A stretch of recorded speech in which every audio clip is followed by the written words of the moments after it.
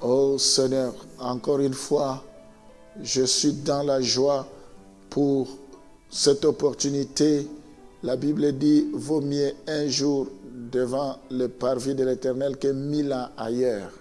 Merci parce que tous ceux qui se confient à toi ne seront jamais couverts de honte. Ils ne seront jamais déçus. Je te loue parce que ma vie est cachée en toi dans les lieux célestes. Tu sièges dans les lieux très saints. Tu fais ta retraite dans les lieux élevés. Sois béni, sois glorifié, Papa. Merci pour ton Saint-Nom. Je te rends grâce pour cette journée. Je te rends grâce pour des surprises agréables. Tu appelles à l'existence ce qui n'existe pas comme s'ils existaient. Oh Seigneur, c'est toi qui as la clé de David. Quand tu ouvres, personne ne peut fermer. Quand tu fermes, personne ne peut ouvrir. La Bible dit la vie et la mort sont au pouvoir de la langue. Ce matin, j'appelle la vie. Ce matin, je prophétise de bonnes choses. Je prie, Seigneur, pour que tu puisses nous visiter, que tu puisses faire au-delà, que tu nous restitues toutes les années que les souterrains ont volées, que tu puisses nous restaurer, nous régénérer. Je prie, Seigneur, pour que toi, tu puisses prendre le contrôle. Visite tous ceux qui m'écoutent à ce moment. Parle-le, Seigneur. Merci pour ta bénédiction. Au nom de Jésus. Amen. La Bible dit dans Jean chapitre 8, le verset 34. En vérité, je vous le dis, le répliqua Jésus, quiconque se livre au péché est esclave du péché. Oui, nous devenons esclaves du péché. Voilà pourquoi il y a la nécessité de l'expiation. Parce que nous devenons esclaves du péché. Soit on est esclave de Dieu, soit on est esclave de Satan. On ne peut pas être au même moment esclave de Dieu et au même moment esclave de péché. Ce matin, tu sais de qui es-tu esclave. Je vous conseillerais d'être esclave de Jésus-Christ que d'être esclave de Satan. Alors, on devient esclave du péché parce que le péché nous domine, parce qu'on n'arrive pas à s'en débarrasser malgré les efforts. Nous ne pouvons pas, par nos propres efforts, lutter contre le péché. Par nos propres efforts, nous ne pouvons pas nous ne pouvons rien faire pour nous en sortir.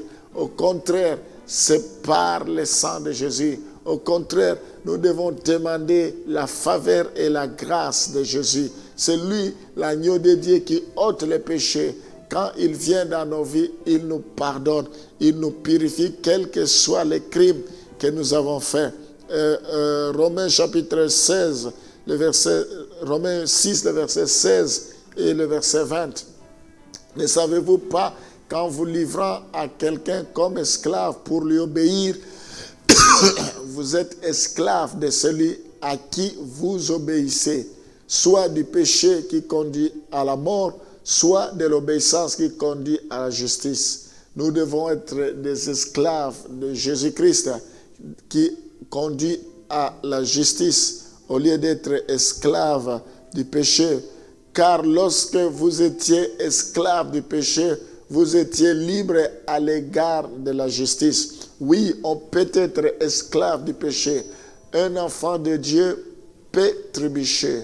Un enfant de Dieu ne peut pas commettre un péché, il peut trébucher. Cette fois nous tombons, cette fois Dieu nous relève. Un païen, celui qui ne connaît pas le Seigneur, le péché pour lui devient comme un métier. Si au courant de la journée, il n'a pas commis le péché, avant de dormir, il faut qu'il le fasse parce qu'il n'est pas à l'aise, puisque le péché devient un métier pour lui. Mais nous qui sommes enfants de Dieu, ça peut arriver que nous puissions trébucher, mais le Saint-Esprit qui est en nous il nous convaincra. La Bible dit le péché, le Saint-Esprit vous convaincra à ce qui concerne le péché. Le Saint-Esprit ne nous laissera pas tranquilles. Il nous interpellera pour que nous puissions mettre notre vie en ordre. Oui, mes bien-aimés, quand nous péchons, nous ne devons pas attendre seulement le dimanche, parce que le culte, c'est le dimanche. Vous avez péché lundi, vous attendez jusqu'à dimanche pour venir à l'église et demander pardon. L'église, c'est le rassemblement des saints. Aussitôt que nous avons péché, quel que soit le jour, quel que soit le lieu, nous devons prier. Dieu nous voit. Quand nous l'invoquons, nous devons confesser, nommer nos péchés. Nous devons prendre la décision de renoncer, demander à ce que Dieu puisse nous façonner, nous donner la forme. C'est lui qui est le potier, nous sommes l'argile. Nous devons demander qu'il puisse ôter nos péchés. Il dit, même si vos péchés sont devenus noirs comme la cramoisie, je vais rendre cela plus blanc comme la neige. Alléluia. Plus blanc comme la neige. Nous ne devons plus être esclaves de péché. Ce matin, la Bible dit, si le Fils vous a franchi, vous serez réellement libre. Que cette parole vous libère de tout esclavagisme. Oh, la Bible dit, la lettre tue, mais l'esprit vivifie. Au nom de Jésus. Alléluia. Nous allons prier. Oh Seigneur, je prie maintenant pour tous ceux qui sont morts spirituellement à cause de leurs péchés. Tu as résolu ce problème sur la croix. Je t'invoque maintenant pour que tu puisses ressusciter tous ceux qui sont morts spirituellement par leurs péchés.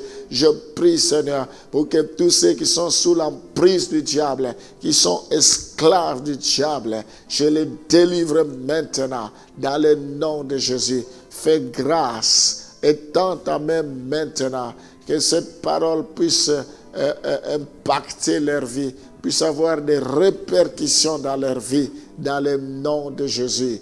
Tu dis, si mon peuple sur qui mon nom est invoqué, s'il s'humilie, s'il prie et cherche ma face, je l'exaucerai. Seigneur, je viens prier pour que tu fasses grâce, tu accordes ta grâce à ton peuple qui a besoin de toi. Tous ceux qui sont aveuglés, tous ceux qui sont entraînés par le train de ce monde, que tu leur fasses grâce, parce que tu ne fais acception de personne. Je dis non à l'esclavagisme de péché. Je dis non à la mort spirituelle. Au nom de Jésus, étends ta main. Seigneur, réponds à leurs besoins. Au nom de Jésus. Amen.